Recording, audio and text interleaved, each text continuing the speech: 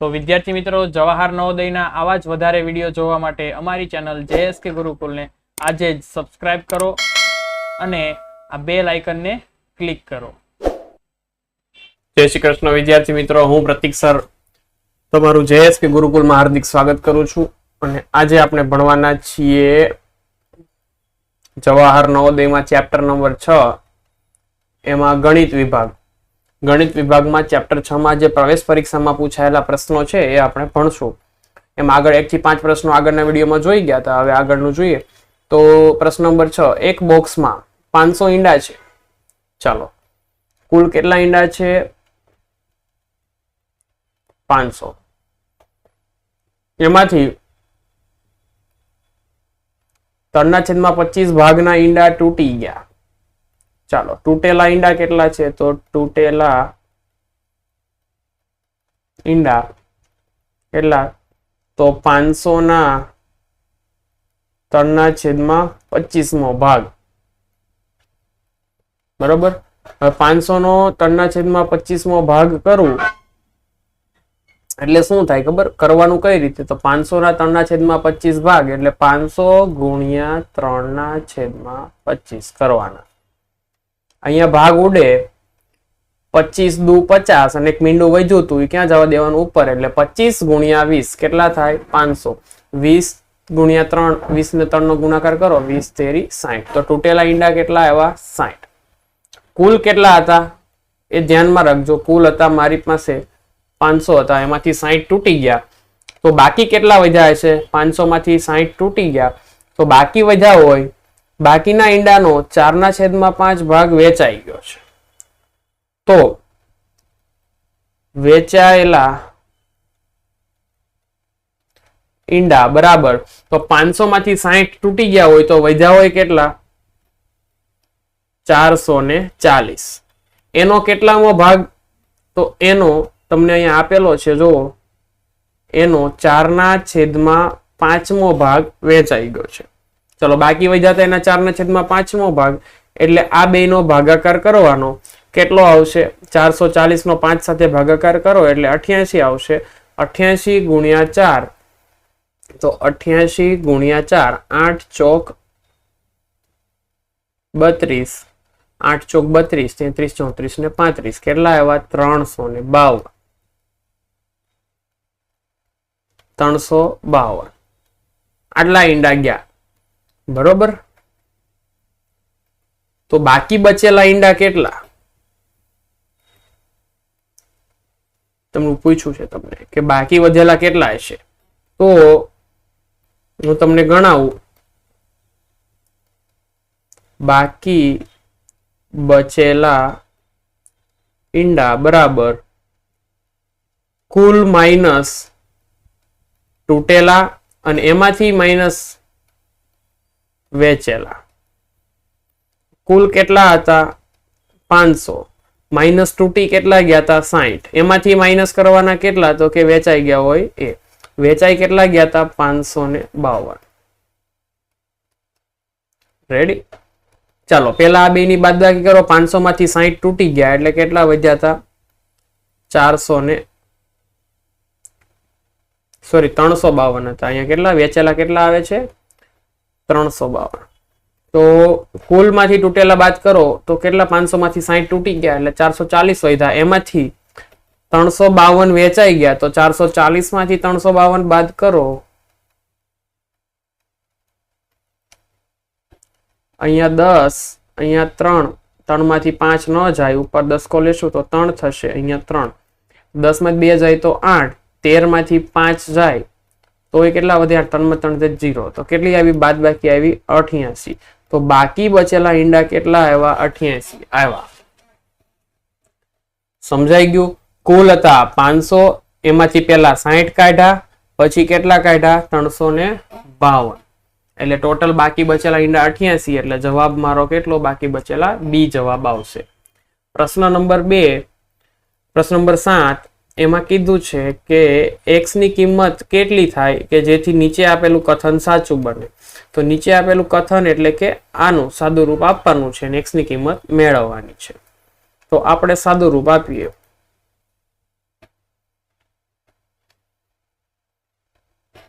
ચાલો તો સાદુરૂપ કઈક આ રીતે થશે. પેલા લખું છું 3 પૂર્ણાંક 7/11 ગુણ્યા 11/5 આખો કૌંસ પૂરો ભાગ્યા 3/7 ગુણ્યા x બરાબર 4/3. હવે જો અહીંયા જે છે પૂર્ણાંક સંખ્યાને અપૂર્ણાંકમાં ફેરવીએ તો 11 તેરી 33 ને એમાં અંશ ઉમેરવાનો, કેટલા 7 ઉમેરવાનો. 11 તેરી 33, 33 ને 7 40/11 થશે ગુણ્યા કેટલા છે 11/5 ભાગ્યા આ બે નો અંશનો અંશ સાથે ગુણાકાર થાય. 3 અને x નો ગુણાકાર અંશનો અંશ સાથે કરો તો કેટલો થાય 3x/7 બરાબર 4/3. 11 ઉડી ગયા. બીજું કઈક ઉડે તો હા બીજું ઉડે છે કેટલું તો 8×5 40. તો અહીંયા કેટલા આવ્યા 8. અહીંયા ભાગાકાર છે. ભાગાકાર કોની સાથે છે 3x/7 બરાબર 4/3. હવે વિદ્યાર્થી મિત્રો 8 ભાગ્યા છે. ભાગાકાર હોય તો આપણે એક કામ કરીએ 8 નો ભાગાકાર 8 ની સાથે ભાગાકાર કરવાનો છે.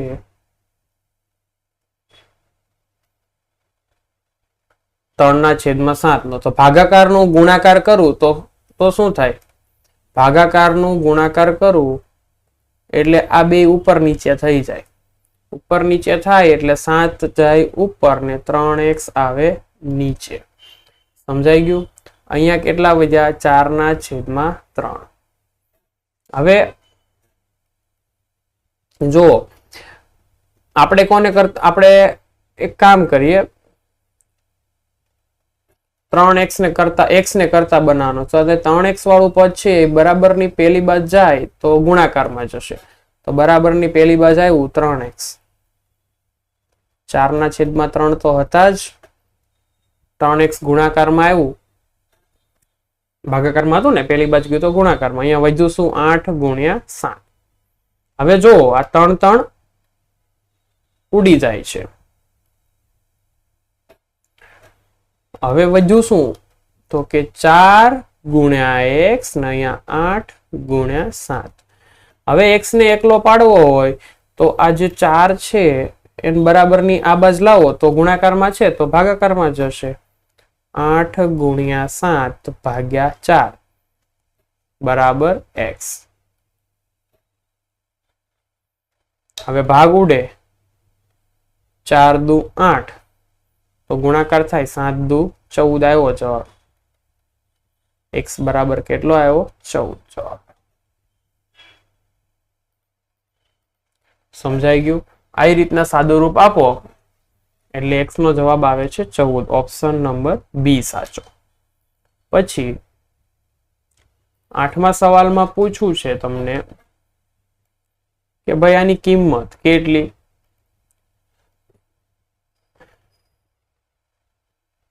એની કિંમત મેળવવા માટે સાદુરૂપ આપવાનું 3/8. 3/8 ભાગ્યા 5/3 માઇનસ 1/6 વત્તા 5/8. અહીંયા આવે પેલા કૌંસનો સરવાળો બાદબાકી કરીએ તો અહીંયા છેદ સરખા કરવા માટે 6 લાવવા માટે 3 દુ 6 જે વસ્તુ છેદમાં ગુણી અને અંશમાં ગુણવી પડે એટલે હવે ત્યાં છેદ સરખા થઈ જશે. જો કૌંસની અંદર છેદ સરખો થઈ ગયો 3 દુ 6. અંશમાં શું આવ્યું 5 દુ 10 માઇનસ 1 પ્લસ 5/8. હવે તો 3/8 ભાગ્યા 10 માંથી 1 જાય તો કેટલા વધે વિદ્યાર્થી મિત્રો? 9/6. હવે કૌંસ ન લખો તો ચાલે કેમ કે સાદુરૂપ પતી ગયું છે. હવે જો આ ભાગાકારનો ગુણાકાર કરીશ તો આ બે આંકડા છે ઉપર નીચે થઈ જશે. તો અહીંયા 3/8 હતા, ગુણાકાર કરું છું એટલે 6 ઉપર જાય 9 નીચે આવે. હવે ભાગ ઉડતા હોય ને ઉડાડી દઈએ.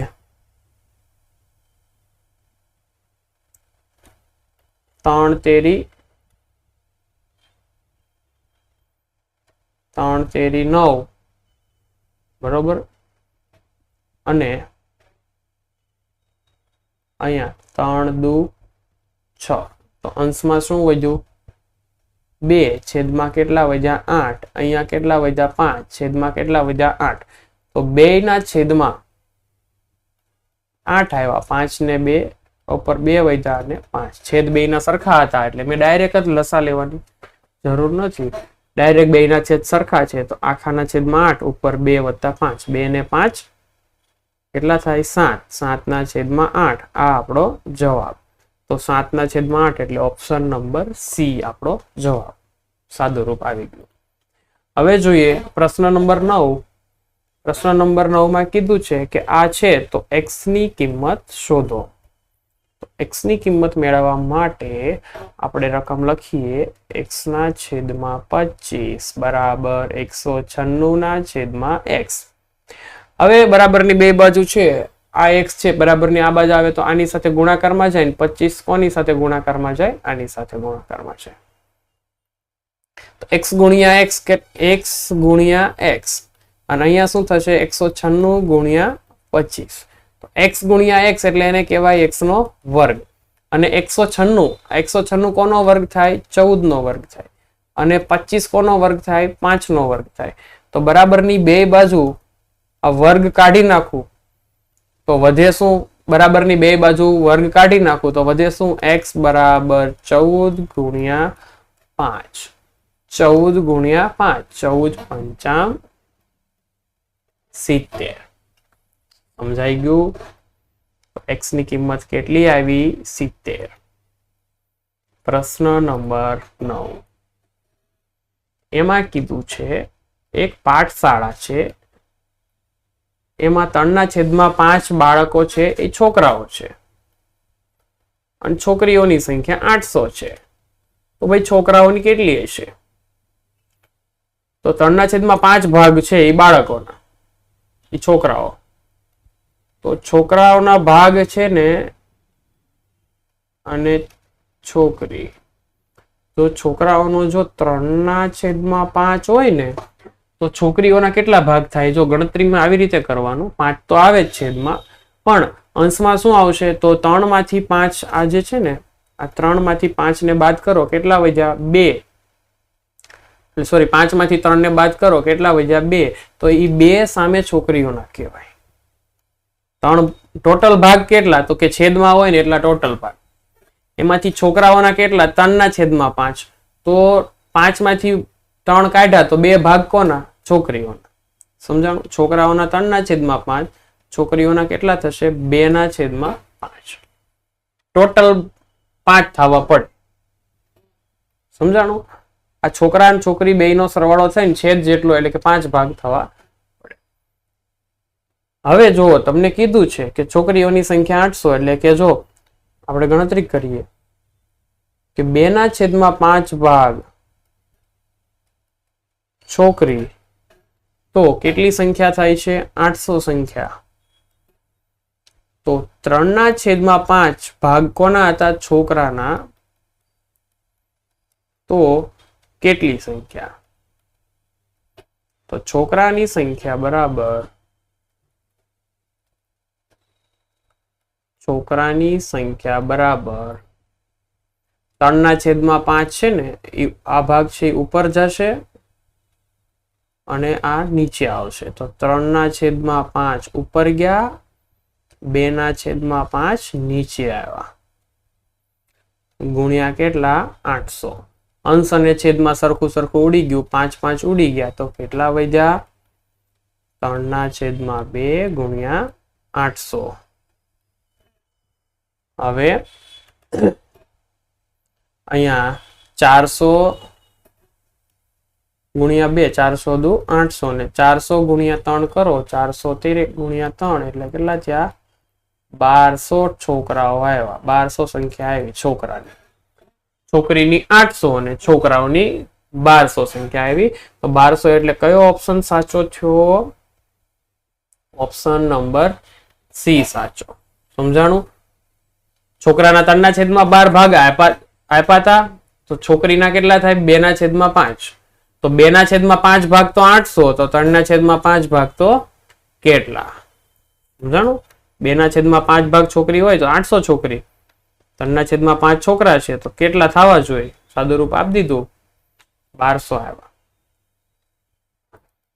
સહેલું છે વિદ્યાર્થી મિત્રો. આ ચેપ્ટર અહીંયા પૂરું થાય છે. છઠ્ઠા ચેપ્ટરની પ્રેક્ટિસ મસ્ત. જો આટલા જે ગણાવ્યા છે એટલા દાખલા કરશો તોય પરીક્ષામાં પૂરેપૂરું આવડી જશે. ચાલો મળશું વિદ્યાર્થી મિત્રો આવતા ચેપ્ટરમાં. જય શ્રી કૃષ્ણ.